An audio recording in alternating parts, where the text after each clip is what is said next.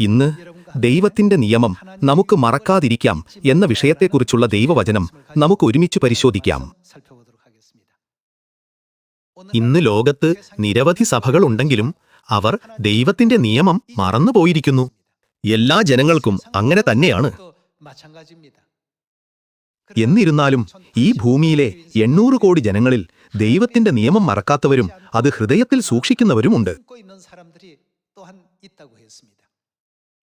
ദൈവം ഈ ജനങ്ങളെ തന്റെ സ്വന്തമായി വിളിച്ചു നയിക്കുകയും അവർക്ക് നിത്യസ്വർഗരാജ്യത്തിന്റെ അനുഗ്രഹം, നിത്യജീവന്റെ അനുഗ്രഹം, ദിനംപ്രതി ഉറവെടുക്കുന്ന പുതിയ സന്തോഷത്തിന്റെ അനുഗ്രഹം എന്നിവ അവകാശമായി നൽകുകയും ചെയ്യുമെന്ന് അരുളി ചെയ്തിരിക്കുന്നു. ഇന്ന് ഹോശേയ അധ്യായം 4 ദൈവത്തിന്റെ നിയമം മറന്നവർക്കെതിരായ ഹോശേയ പ്രവാചകന്റെ ശാസന നമുക്ക് പരിശോധിക്കാം. നാം ഒരിക്കലും മറക്കരുതാത്ത നിയമമാണത്. നമുക്ക് ഹോശേയയുടെ പുസ്തകത്തിന്റെ 4 അധ്യായം 6 വാക്യത്തിലേക്ക് തിരിയാം.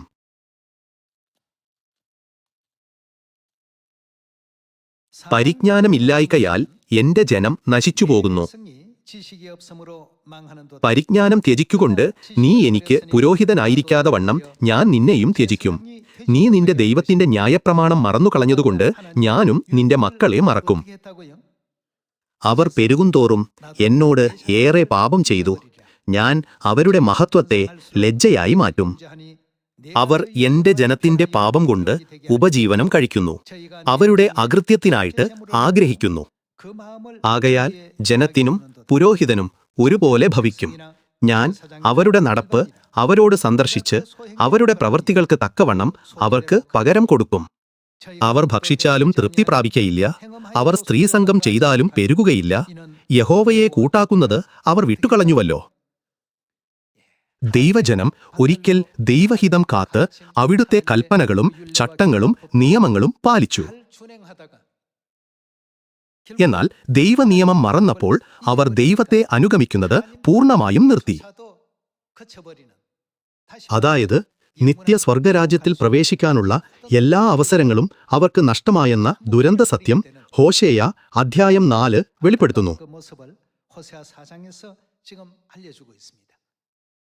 ഇന്ന് നമുക്ക് ചുറ്റും 800 കോടി ആത്മാക്കളുണ്ട്. എന്നിട്ടും അവരിൽ ബഹുഭൂരിപക്ഷവും ദൈവത്തിന്റെ നിയമം പൂർണ്ണമായും മറന്നാണ് ജീവിക്കുന്നത്. അതുകൊണ്ട് ക്രിസ്തു ആദ്യമായി വന്നപ്പോൾ എന്ന പോലെ രണ്ടാമത് ഈ ഭൂമിയിൽ വന്നപ്പോഴും സിയോൻ മലയിൽ നിന്ന് അവിടുന്ന് ആദ്യം പ്രഖ്യാപിച്ചതെന്തായിരുന്നു? സിയോനിൽ നിന്നാണ് നിയമം പ്രഖ്യാപിച്ചതെന്ന് എഴുതിയിരിക്കുന്നു. നാം ദൈവത്തിന്റെ നിയമം ഓർക്കണം. ദൈവത്തിന്റെ നിയമം നാം ഒരിക്കലും മറക്കാൻ പാടില്ലാത്ത നിയമമല്ലേ? നമുക്ക് ആവർത്തന പുസ്തകം അധ്യായം 8 നോക്കാം. അവധിക്കാലത്ത് നാം പരസ്പരം അനുഗ്രഹങ്ങൾ ആശംസിക്കുന്നു. അവ പ്രാപിക്കാൻ ആഗ്രഹിക്കുന്നുവെങ്കിൽ ദൈവത്തിന്റെ കൽപ്പനകളും വിധികളും ചട്ടങ്ങളും ശ്രദ്ധയോടെ അനുസരിക്കുന്ന ജീവിതത്തെ അനുഗ്രഹങ്ങൾ പിന്തുടരുമെന്ന് നാം മനസ്സിലാക്കണം. ആവർത്തന പുസ്തകം 8 അധ്യായം 11 വാക്യം.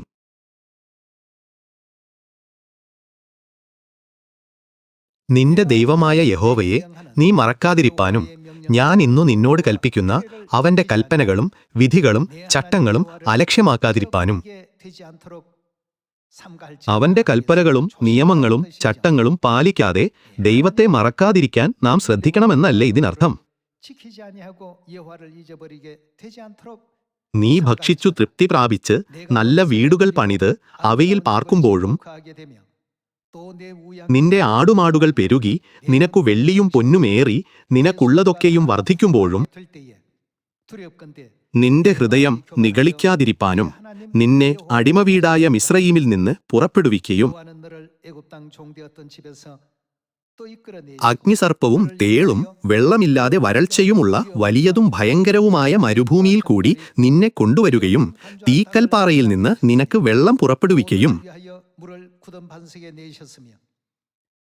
നിന്നെ താഴ്ത്തി പരീക്ഷിച്ച് പിൻകാലത്ത് നിനക്ക് നന്മ ചെയ്യേണ്ടതിന് മരുഭൂമിയിൽ നിന്നെ നിന്റെ പിതാക്കന്മാർ അറിയാത്ത മന്ന കൊണ്ട് പോഷിപ്പിക്കുകയും ചെയ്ത നിന്റെ ദൈവമായ യഹോവയെ നീ മറന്നു. ഇവിടെയും നാം ഈ കൽപ്പന കാണുന്നു. ദൈവത്തിന്റെ കൽപ്പനകളും വിധികളും ചട്ടങ്ങളും മറക്കാതിരിപ്പാൻ സൂക്ഷിക്കുക.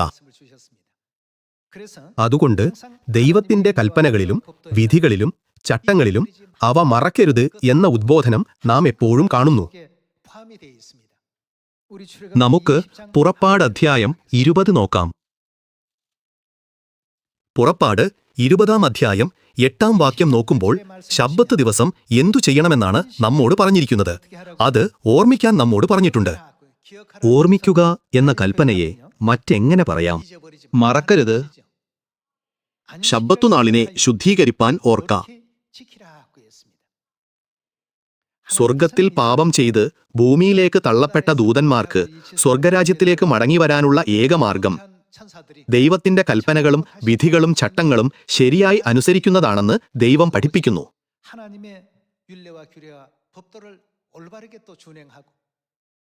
നാം എല്ലാവരും അവിടുത്തെ വിശുദ്ധ കൽപ്പനകളാകുന്ന നിയമത്തിനുള്ളിൽ വസിക്കണമെന്ന് അവിടുന്ന് ആഗ്രഹിക്കുന്നു.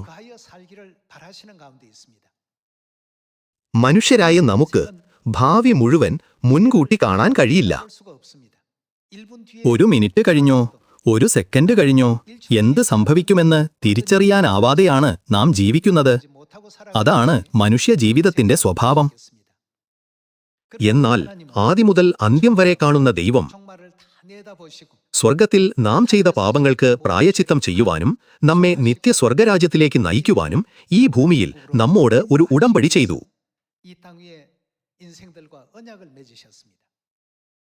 അവിടുന്ന് സ്ഥാപിച്ച ഉടമ്പടി എന്താണ്? അത് നിയമമാണ്. പഴയ നിയമത്തിൽ അത് മോശയുടെ നിയമം, പുതിയ നിയമത്തിൽ അത് ക്രിസ്തുവിന്റെ നിയമം. മറ്റൊരു വിധത്തിൽ പറഞ്ഞാൽ, പുതിയ നിയമം നമുക്കായി സ്ഥാപിച്ചതിലൂടെ എണ്ണമറ്റ അനുഗ്രഹങ്ങളാൽ നാം നിറഞ്ഞു കവിയുമെന്ന് ദൈവം വാഗ്ദാനം ചെയ്യുകയും നിയമിക്കുകയും ചെയ്തിരിക്കുന്നു. നാം പലപ്പോഴും പരസ്പരം സമൃദ്ധമായ അനുഗ്രഹങ്ങൾ നേരാറുണ്ട്. നിത്യനരകത്തിൽ നിന്ന് നിത്യസ്വർഗരാജ്യത്തിലേക്ക് നമ്മുടെ പാത മാറ്റിയതിന് നമ്മുടെ സ്വർഗീയ പിതാവിനും മാതാവിനും നാം നിത്യമായ നന്ദിയും മഹത്വവും സ്തുതിയും അർപ്പിക്കണം. അതുകൊണ്ടാണ് ആവർത്തന പുസ്തകത്തിൽ നമ്മുടെ കുട്ടികളെ ദൈവഭയം പഠിപ്പിക്കണമെന്ന് എഴുതിയിരിക്കുന്നത്. കുട്ടികൾക്ക് ഈ ആഴത്തിലുള്ള സത്യങ്ങൾ മനസ്സിലാക്കാൻ കഴിയുന്നില്ലെങ്കിൽ ശബ്ബത്തും പെസഹയും ആചരിക്കണമെന്ന് അവരെ പഠിപ്പിച്ചുകൊണ്ട് നമുക്ക് ആരംഭിക്കാം.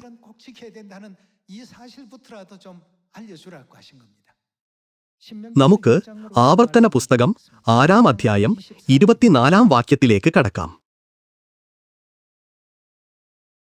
ആവർത്തനം 6-ാം അധ്യായം 24-ാം വാക്യം. എല്ലായ്പ്പോഴും നമുക്ക് നന്നായിരിക്കേണ്ടതിനും ഇന്നത്തെ പോലെ അവൻ നമ്മെ ജീവനോടെ രക്ഷിക്കേണ്ടതിനുമായി നാം നമ്മുടെ ദൈവമായ യഹോവയെ ഭയപ്പെടുവാനും ഈ എല്ലാ ചട്ടങ്ങളെയും ആചരിപ്പാനും യഹോവ നമ്മോട് കൽപ്പിച്ചു.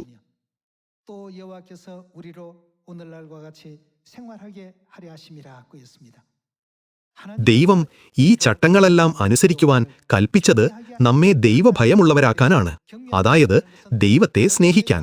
ഇത് നിന്റെ ദൈവമായ കർത്താവിനെ സ്നേഹിക്കുക എന്ന യേശുവിന്റെ വാക്കുകളാണ്. ദൈവത്തെ സ്നേഹിക്കുന്നതിലൂടെ നാം എപ്പോഴും അഭിവൃദ്ധി പ്രാപിക്കുവാൻ വേണ്ടിയാണിത്. നമുക്ക് ആവർത്തന പുസ്തകം അധ്യായം 28-ലേക്ക് തിരിയാം.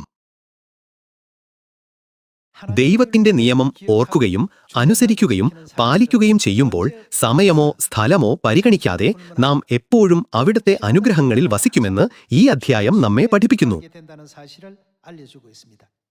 ആവർത്തന പുസ്തകം 28-ാം അധ്യായം വാക്യം 1. നിന്റെ ദൈവമായ യഹോവയുടെ വാക്ക് നീ ശ്രദ്ധയോടെ കേട്ട് ഞാൻ ഇന്നു നിന്നോട് ആജ്ഞാപിക്കുന്ന അവന്റെ സകല കൽപ്പനകളും പ്രമാണിച്ചു നടന്നാൽ നിന്റെ ദൈവമായ യഹോവ നിന്നെ ഭൂമിയിലുള്ള സർവ്വജാതികൾക്കും മീതെ ഉന്നതമാക്കും. നിന്റെ ദൈവമായ യഹോവയുടെ വാക്ക് കേട്ടനുസരിച്ചാൽ ഈ അനുഗ്രഹങ്ങളെല്ലാം നിനക്കു സിദ്ധിക്കും. പട്ടണത്തിൽ നീ അനുഗ്രഹിക്കപ്പെടും, വയലിൽ നീ അനുഗ്രഹിക്കപ്പെടും. നിന്റെ ഗർഭഫലവും കൃഷിഫലവും മൃഗങ്ങളുടെ ഫലവും നിന്റെ കന്നുകാലികളുടെ പേറും ആടുകളുടെ പിറപ്പും അനുഗ്രഹിക്കപ്പെടും. നിന്റെ കുട്ടയും മാവ് കുഴയ്ക്കുന്ന തൊട്ടിയും അനുഗ്രഹിക്കപ്പെടും. അകത്തു വരുമ്പോൾ നീ അനുഗ്രഹിക്കപ്പെടും, പുറത്തു പോകുമ്പോഴും നീ അനുഗ്രഹിക്കപ്പെടും. ദൈവവചനമായ എല്ലാ ചട്ടങ്ങളും വിധികളും കൽപ്പനകളും നാം ശ്രദ്ധയോടെ അനുസരിച്ചാൽ ഭൂമിയിലുള്ള സർവ്വജാതികൾക്കും മീതെ നമ്മെ ഉന്നതമാക്കുമെന്ന് അവിടുന്ന് വാഗ്ദാനം ചെയ്തിട്ടുണ്ട്. മാത്രമല്ല, നാം അകത്തു പോകുമ്പോഴും പുറത്തു വരുമ്പോഴും അനുഗ്രഹിക്കപ്പെടുമെന്ന് അവിടുന്ന് വാഗ്ദാനം ചെയ്തു. എന്നാൽ നാം അവ അനുസരിച്ചില്ലെങ്കിൽ എന്ത് സംഭവിക്കും?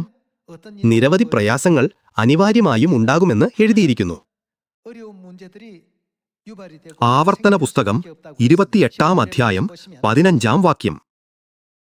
എന്നാൽ നീ നിന്റെ ദൈവമായ യഹോവയുടെ വാക്കുകേട്ട് ഞാൻ ഇന്ന് നിന്നോട് ആജ്ഞാപിക്കുന്ന അവന്റെ കൽപ്പനകളും ചട്ടങ്ങളും പ്രമാണിച്ചു നടക്കാഞ്ഞാൽ ഈ ശാപമൊക്കെയും നിനക്ക് വന്നു ഭവിക്കും.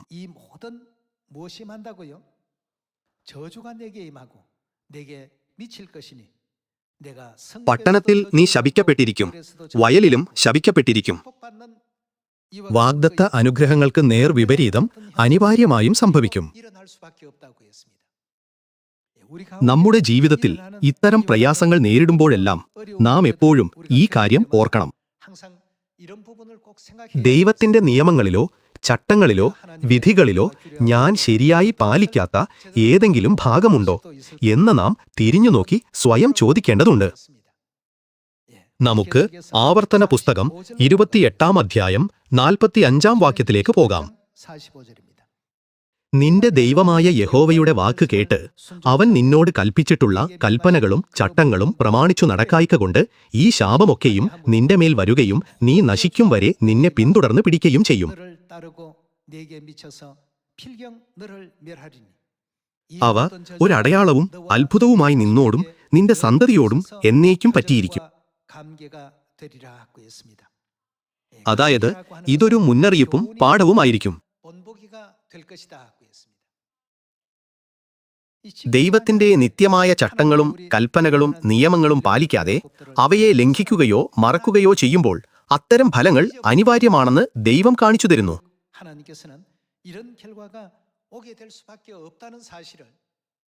ഇതുമൊരു ആത്മീയ തത്വമാണ്. വർഷം മുഴുവൻ നാം അനുഗ്രഹങ്ങൾ ആശംസിക്കുന്നു. അവ എങ്ങനെ നേടാമെന്ന് ആവർത്തന പുസ്തകം അധ്യായം 28 പഠിപ്പിക്കുന്നു. പുതിയ നിയമത്തിലെ ദൈവത്തിന്റെ ചട്ടങ്ങളും കൽപ്പനകളും നിയമങ്ങളും നമുക്കെപ്പോഴും പാലിക്കാം. പുതിയ നിയമം പ്രഖ്യാപിച്ച ദൈവത്തെ വണങ്ങാനും അവിടുത്തെ വിശുദ്ധഹിതം പിന്തുടരാനും നാം എല്ലാവരും പഠിക്കണം.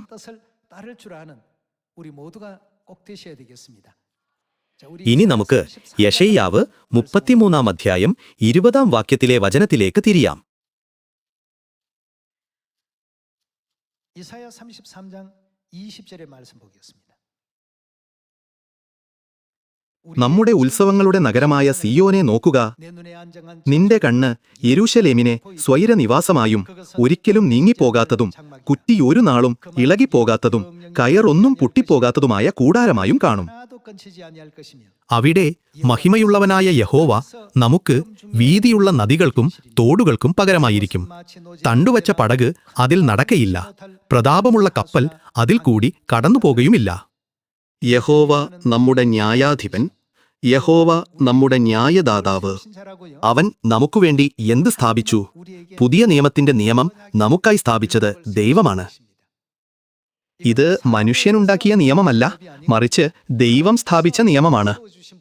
യഹോവ നമ്മുടെ ന്യായദാതാവ്, യഹോവ നമ്മുടെ രാജാവ്. അവൻ നമ്മെ രക്ഷിക്കും. പുതിയ നിയമമാകുന്ന നിയമം ദൈവം സ്ഥാപിച്ചു, പ്രഖ്യാപിച്ചു. അന്ത്യനാളുകളിൽ സിയോനിൽ ഇത് നിറവേറ്റുന്ന ദൈവം നമ്മുടെ രാജാധിരാജാവും കർത്താധികർത്താവുമാണ്. അവിടുന്ന് നമ്മെ വഴി നടത്തുമെന്ന് തിരുവെഴുത്തു പറയുന്നു. അതിനാൽ ഈ അന്ത്യകാലത്ത് ദൈവം നമ്മെ രക്ഷിക്കുമെന്ന് വാഗ്ദാനം ചെയ്തിരിക്കുന്നു. ഇനി നമുക്ക് യെശയ്യാവ് 51-ാം അധ്യായം 7-ാം വാക്യം പരിശോധിച്ചുകൊണ്ട് ആർക്കാണ് ഈ രക്ഷ നൽകുന്നതെന്ന് നോക്കാം. നമുക്ക് യെശയ്യാവ് 51-ാം അധ്യായത്തിൽ നിന്ന് 7-ാം വാക്യം വായിക്കാം. നീതിയെ അറിയുന്നവരും ഹൃദയത്തിൽ എന്റെ ന്യായപ്രമാണമുള്ള ജനവുമായുള്ളോരെ, എന്റെ വാക്കു കേൾപ്പിൻ.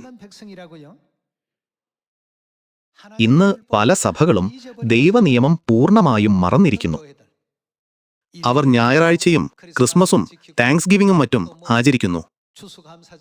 등등을 അവർ തന്നിഷ്ടപ്രകാരം പുനരുത്ഥാന ദിനത്തിൽ മുട്ട കഴിക്കുകയും ഈസ്റ്റർ ബണ്ണിയെക്കുറിച്ച് പ്രസംഗിക്കുകയും ചെയ്യുന്നു.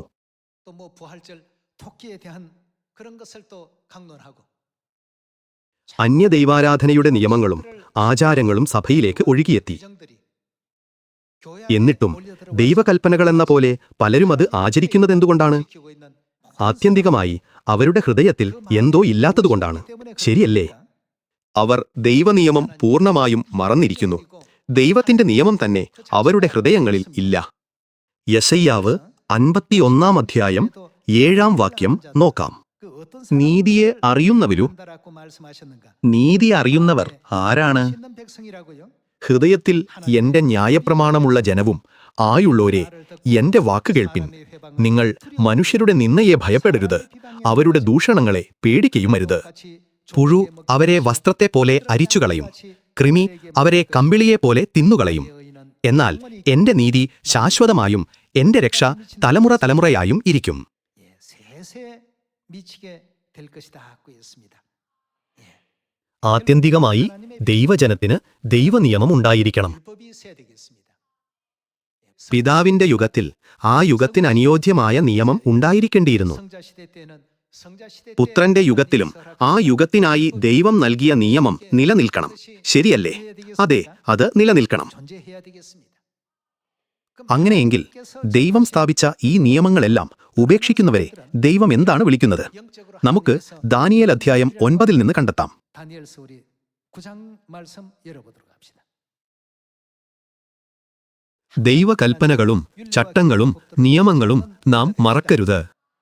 예, 다니엘 ദാനിയേൽ 9 അധ്യായം 5 വാക്യത്തിലെ വാക്കുകൾ നമുക്ക് നോക്കാം. 예, 다니엘 ഇവ ദാനിയേലിന്റെ പ്രാർത്ഥനയിലെ വാക്കുകളാണ്. 9장 5절입니다. ഞങ്ങൾ പാപം ചെയ്തു, വികടമായി നടന്നു, ദുഷ്ടത പ്രവർത്തിച്ചു, ഞങ്ങൾ മത്സരിച്ചു, നിന്റെ കൽപ്പനകളും വിധികളും വിട്ടുമാറിയിരിക്കുന്നു. ദൈവത്തെ മറന്ന് അവിടുത്തോട് മത്സരിക്കുന്നവർ അവിടുത്തെ കൽപ്പനകളും നിയമങ്ങളും ഉപേക്ഷിക്കും. 언제나 보면 하나님의 법도와 규례를 떠나게 돼 있습니다. ഇന്ന് നമ്മുടെ ചുറ്റുമുള്ള പലരും ഞായറാഴ്ച ആചരിക്കാനായി ശബ്ബത്ത് ദിനത്തിന്റെ ചട്ടം ഉപേക്ഷിച്ചു. 월절의 규례를 떠나서 ക്രിസ്മസ് പോലുള്ള മനുഷ്യരുടെ കൽപ്പനകൾ പാലിക്കാൻ പെസഹ ഉപേക്ഷിക്കുന്നവരുണ്ട്. 계명을 따르고 있는 무리들. 이런 ആത്യന്തികമായി ബൈബിൾ അങ്ങനെയുള്ളവരെ എങ്ങനെയാണ് നിർവചിക്കുന്നത്? 규정하고 있느냐 하면 അവർ വികടമായി നടന്നു, ദുഷ്ടത പ്രവർത്തിച്ചു, അവർ പാപം ചെയ്തു എന്നും മത്സരിച്ചു എന്നും അത് പറയുന്നു. അങ്ങനെയുള്ളവരുടെ സവിശേഷതകൾ എന്താണ്? അവർ അവിടുത്തെ നിയമങ്ങളും കൽപ്പനകളും ഉപേക്ഷിക്കുകയും മറന്നുകളയുകയും ചെയ്യും. ദൈവത്തിന്റെ പഠിപ്പിക്കലുകൾക്കനുസൃതമല്ലാത്ത പ്രവൃത്തികൾ അവർ ചെയ്യും. നമുക്ക് ദാനിയേൽ 9 അധ്യായം 10 വാക്യത്തിലേക്ക് പോകാം. അവൻ തന്റെ ദാസന്മാരായ പ്രവാചകന്മാർ മുഖാന്തരം ഞങ്ങളുടെ മുമ്പിൽ വച്ചിരിക്കുന്ന ന്യായപ്രമാണ പ്രകാരം നടപ്പാൻ ഞങ്ങൾ ഞങ്ങളുടെ ദൈവമായ യഹോവയുടെ വചനം കേട്ടനുസരിച്ചില്ല. 뭘 행치 아니하였다고요? കുറച്ചു മുൻപ് നാം യെശയ്യാവ് അധ്യായം 33 കണ്ടുവല്ലോ. ദൈവം നമുക്കായി എന്ത് സ്ഥാപിച്ചു എന്നാണ് അവിടെ പറയുന്നത്? അവിടുന്ന് നിയമം സ്ഥാപിച്ചു എന്ന് പറയുന്നു. നമുക്കു വേണ്ടി എണ്ണമറ്റ നിയമങ്ങളെല്ലാം സ്ഥാപിച്ചത് ദൈവമാണ്. സിയോനിൽ വസിക്കുന്ന ദൈവമാണ് അവിടുന്ന്. നമുക്ക് ദാനിയേൽ 9 അധ്യായം 10 വാക്യം നോക്കാം. അവൻ തന്റെ ദാസന്മാരായ പ്രവാചകന്മാർ മുഖാന്തരം ഞങ്ങളുടെ മുമ്പിൽ വച്ചിരിക്കുന്ന ന്യായപ്രമാണ പ്രകാരം നടപ്പാൻ ഞങ്ങൾ ഞങ്ങളുടെ ദൈവമായ യഹോവയുടെ വചനം കേട്ടനുസരിച്ചില്ല. നമുക്ക് 11 വാക്യത്തിലേക്ക് തുടരാം. ഇസ്രായേലൊക്കെയും നിന്റെ വചനം കേട്ടനുസരിക്കാതെ വിട്ടുമാറി നിന്റെ ന്യായപ്രമാണം ലംഘിച്ചിരിക്കുന്നു.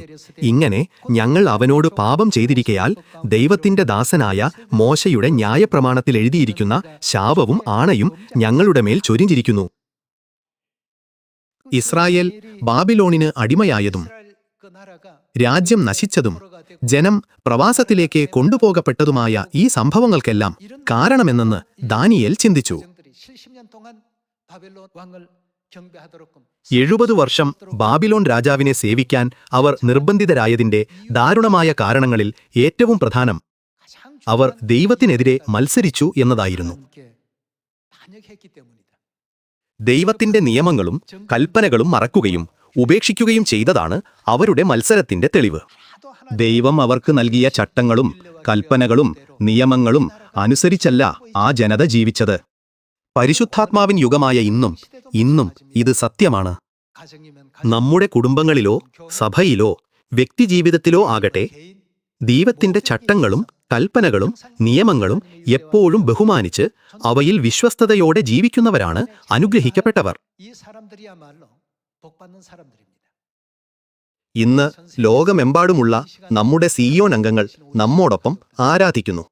ഈ വർഷം ദൈവത്തിന്റെ ചട്ടങ്ങളും കൽപ്പനകളും നിയമങ്ങളും ശരിയായും വിശ്വസ്തതയോടെയും അനുസരിക്കും എന്ന ദൃഢനിശ്ചയത്തോടെയാണ് നാം എല്ലാവരും ഇന്നിവിടെ വന്നിരിക്കുന്നത്. ദൈവം പറയുന്നു, എന്റെ നിയമം ഹൃദയത്തിലുള്ള നിങ്ങളാണ് എന്റെ യഥാർത്ഥ ജനം. ഞാൻ നിങ്ങളുടെ ദൈവവും നിങ്ങൾ എന്റെ ജനവുമായിരിക്കും.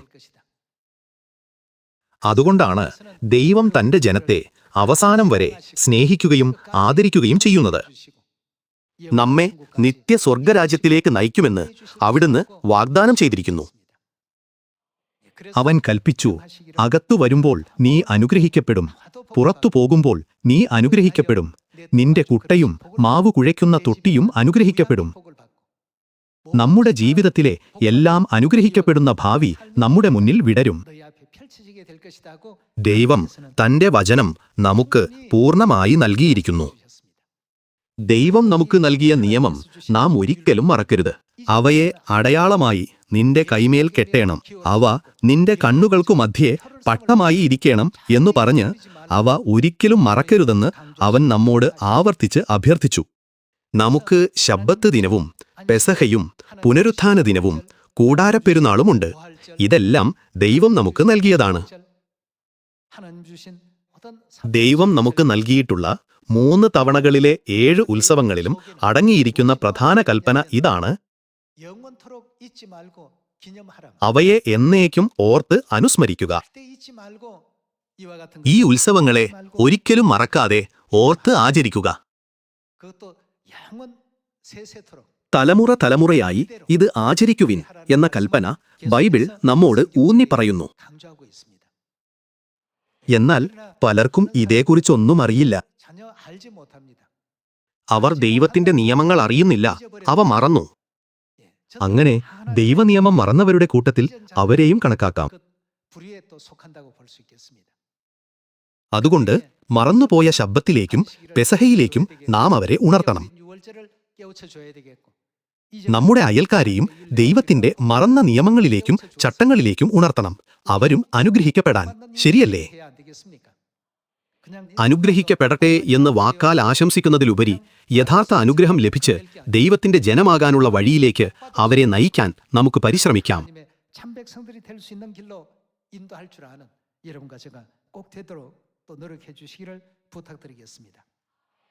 യെഹെസ്കേൽ 18-ാം അധ്യായം 9-ാം വാക്യത്തിലെ ദൈവവചനത്തിലേക്ക് തിരിഞ്ഞുകൊണ്ട് നമുക്ക് തുടരാം. യെഹെസ്കേൽ 18-ാം അധ്യായം 9-ാം വാക്യം.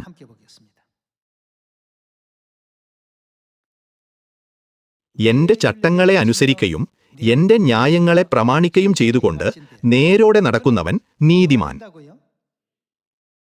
സ്വർഗത്തിൽ നാം പാപം ചെയ്തപ്പോൾ പാപികളായി ഈ ഭൂമിയിലേക്ക് തള്ളപ്പെട്ടു.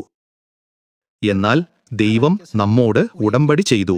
അവിടുത്തെ കൽപ്പനകളും ചട്ടങ്ങളും നിയമങ്ങളും നൽകി നമ്മെ നീതിമാന്മാരായി രൂപാന്തരപ്പെടുത്തി വീണ്ടും ജനിക്കാൻ അവിടുന്ന് ഇടയാക്കി. എന്റെ ചട്ടങ്ങളെ അനുസരിക്കുകയും എന്റെ ന്യായങ്ങളെ പ്രമാണിക്കുകയും ചെയ്തുകൊണ്ട് നേരോടെ നടക്കുന്നവൻ നീതിമാൻ, അവൻ നിശ്ചയമായി ജീവിച്ചിരിക്കുമെന്ന് യഹോവയായ കർത്താവിന്റെ അരുളപ്പാട്. നാമും ഈ ഗണത്തിൽപ്പെട്ടവരാണ്. അതുകൊണ്ട് വെളിപാട് അധ്യായം 12 അനുസരിച്ച് ഭൂമിയിലെ സകല മനുഷ്യരും സാത്താനെയും അവന്റെ പഠിപ്പിക്കലുകളെയും നിയമങ്ങളെയും പിന്തുടരുമ്പോൾ സ്ത്രീയുടെ ശേഷിപ്പ് ഏത് കൽപ്പനകൾ പാലിക്കുവാനാണ് ദൈവം പഠിപ്പിക്കുന്നത്?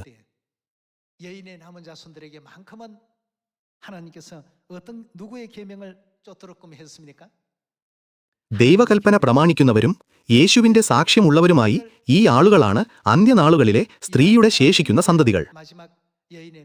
മഹത്തായ അനുഗ്രഹങ്ങളും മഹത്വവും പ്രതിഫലവും പ്രാപിക്കാൻ കഴിയുന്ന ഒരു സ്ഥാനത്ത് ദൈവം നമ്മെ നിർത്തിയിരിക്കുന്നു. 세우셨습니다. ദൈവത്തിന്റെ കൽപ്പനകൾ അത്രമാത്രം വിലപ്പെട്ടതും പ്രധാനപ്പെട്ടതുമാണ്. ഇക്കാലത്ത് ലോകത്തിലെ ആളുകൾ എളുപ്പത്തിൽ ചിന്തിക്കുന്നു, ഞാൻ ശബ്ബത്ത് ആചരിച്ചില്ലെങ്കിലും പ്രശ്നമുണ്ടോ? 지키지 않으면 어떨까? ഞാൻ പെസഹ ആചരിച്ചില്ലെങ്കിലും പ്രശ്നമുണ്ടോ? പുനരുത്ഥാന ദിനം നഷ്ടപ്പെട്ടാലും പ്രശ്നമുണ്ടോ? 합니다만 이것은 하늘나라에서 എന്നിരുന്നാലും അത്തരം മനോഭാവങ്ങൾ സ്വർഗത്തിൽ നടന്ന വലിയ മത്സരത്തിന്റെ തുടർച്ചയാണെന്ന് ദാനിയേൽ പ്രവാചകൻ ദാനിയേൽ അധ്യായം 9 നമുക്ക് മുന്നറിയിപ്പ് നൽകുന്നു. 다니엘서 9장에서 이미 언급했고 우리에게 또 알려준 바가 있습니다. ഈ യുഗത്തിൽ ദൈവം രണ്ടാമതും ഈ ഭൂമിയിലേക്ക് വന്ന് നിയമം പ്രഖ്യാപിക്കുകയും നമ്മെ നിയമം പഠിപ്പിക്കുകയും ചെയ്തു. 율법을 가르쳐 오셨습니다. ആ നിയമം പുതിയ ഉടമ്പടിയുടെ നിയമമാണ്. 율법 അത് ദൈവത്തിന്റെ നിയമമാണ്. അത് ക്രിസ്തുവിന്റെ നിയമമാണ്. പാപികളായിരുന്ന നമുക്ക് ക്രിസ്തുവിന്റെ നിയമം ഇന്നുവരെയും പഠിപ്പിച്ചു തന്നത് എന്തിനാണ്? 어떤 우리를 യഹെസ്കേൽ അധ്യായം 18 പ്രകാരം ആരാണ് നീതിമാൻ? ദൈവത്തിന്റെ കൽപ്പനകളും ചട്ടങ്ങളും നിയമങ്ങളും പാലിക്കുന്നവർ യഥാർത്ഥത്തിൽ നീതിമാന്മാരാണെന്ന് ദൈവം അരുളി ചെയ്യുന്നു. 사람들은 정녕 നീതിമാനല്ലാതെ മറ്റാർക്കും അപ്രകാരം ചെയ്യാൻ കഴിയില്ലെന്ന് ബൈബിൾ നമ്മെ പഠിപ്പിക്കുന്നു. 이렇게 알려주고 있습니다. അതുകൊണ്ട് നമ്മുടെ എല്ലാ സിയോൻ അംഗങ്ങളും എത്ര ദുഷ്കരമായ സാഹചര്യത്തിലായാലും ദൈവത്തിന്റെ നിയമം ഒരിക്കലും മറക്കില്ലെന്ന് ഞാൻ പ്രതീക്ഷിക്കുന്നു. നിത്യമായ സ്വർഗരാജ്യത്തിലേക്ക് മുന്നേറാൻ കഴിയുന്നവരായി നമുക്ക് മാറാം. ദൈവത്തിന്റെ നിയമം മറന്നുപോയവരും അത് അറിയാത്തവരുമായ അനേകർ നമുക്ക് ചുറ്റുമുണ്ട്. 모르고 사는 അവർക്ക് സിയോണിലേക്ക് മടങ്ങി വരാൻ കഴിയേണ്ടതിന് ദൈവത്തിന്റെ ചട്ടങ്ങളും വിധികളും നിയമങ്ങളും നാം ശരിയായി പകർന്നു നൽകണം. 돌아올 수 있는 그 ദൈവത്തിന്റെ നിയമം ഹൃദയത്തിലുള്ളവർക്ക് മാത്രമേ അവിടുത്തെ യഥാർത്ഥ ജനമാകാനും നീതിമാന്മാരാകാനും കഴിയൂ. 또 의인이 될 수 있기 때문에 പാപികളായിരുന്നവരെ മാനസാന്തരത്തിലേക്ക് നയിക്കാൻ ദൈവം ആഗ്രഹിക്കുന്നതിനാൽ 의인이 될 수 있도록 안식일에 ശബ്ബത്ത്, പെസഹ, സ്നാനം, സ്ത്രീകൾക്കുള്ള മൂടുപടം എന്നിവയുടെ നിയമങ്ങളിലൂടെ അവിടുന്ന് നമ്മെ ശ്രദ്ധാപൂർവം നയിച്ചിട്ടുണ്ട്. 머리에서는 수건규례부터 അങ്ങനെ നമുക്ക് ഈ അനുഗ്രഹീത പാതയിലൂടെ ഒരുമിച്ച് നടന്ന് കൈകോർത്ത് നിത്യരാജ്യത്തിലേക്ക് മടങ്ങാം. 돌아갈 수 있는 그런 복된 길이 되었으면 좋겠습니다. നമ്മുടെ അയൽക്കാർ അനുഗ്രഹിക്കപ്പെടാനും നമ്മുടെ കുടുംബങ്ങൾ അനുഗ്രഹിക്കപ്പെടാനും നാമും അനുഗ്രഹിക്കപ്പെടാനും 우리는 항상 നമുക്ക് എപ്പോഴും പുതിയ നിയമമാകുന്ന ദൈവത്തിന്റെ നിയമത്തിൻ കീഴിൽ വസിക്കാം. 그런 여러분과 제가 꼭 되시기를 부탁드리겠습니다. ദൈവത്തിന്റെ വാഗ്ദാനം ഒരിക്കലും മാറില്ല. 들어가도 ദൈവം പറയുന്നു, നിന്റെ കുട്ടയും മാവ് കുഴയ്ക്കുന്ന തൊട്ടിയും അനുഗ്രഹിക്കപ്പെടും. അകത്തു വരുമ്പോൾ നീ അനുഗ്രഹിക്കപ്പെടും, പുറത്തു പോകുമ്പോൾ നീ അനുഗ്രഹിക്കപ്പെടും. അതിനാൽ ദൈവത്തിൽ ഉറച്ച വിശ്വാസത്താൽ നമുക്കെല്ലാവർക്കും ദൈവത്തിന് നിത്യമഹത്വവും സ്തുതിയും നൽകാം. ഇതിനാൽ ഞാൻ ഈ പ്രഭാഷണം ഉപസംഹരിക്കാൻ ആഗ്രഹിക്കുന്നു. വളരെയധികം നന്ദി.